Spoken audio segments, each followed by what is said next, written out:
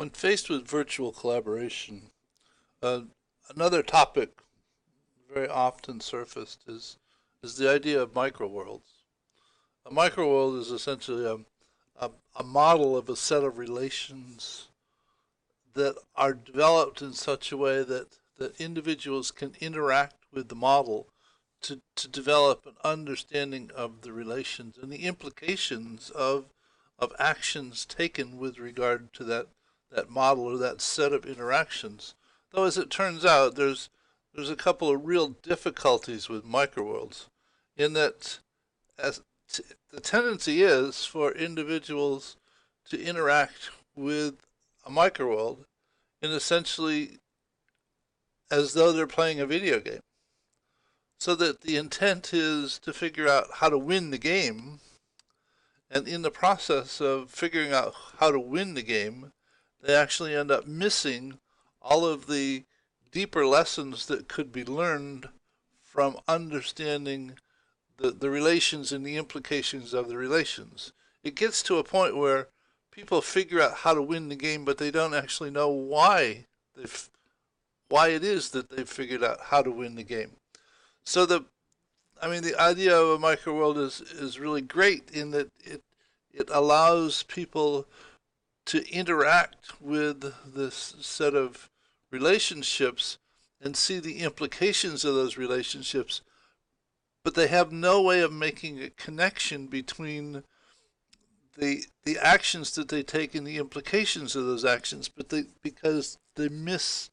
the understanding of the relationships that are responsible for their actions and the implications of those actions. So that the real learning that is essential to understand the nature of the situation they have to figure out how to deal with is completely missed. And it seems to be that the only way to actually overcome that is for those individuals involved in the collaboration, attempting to figure out how to deal with the situation, for them to actively build their own models. And in the process of building the model, they develop an understanding of the relationships that are responsible for the implications, for the way that the situation unfolds over time, because they actually had to construct the model that produced that situation. So that it's not discovering the relationships after the fact, it's discovering the relationships to actually construct the model. So that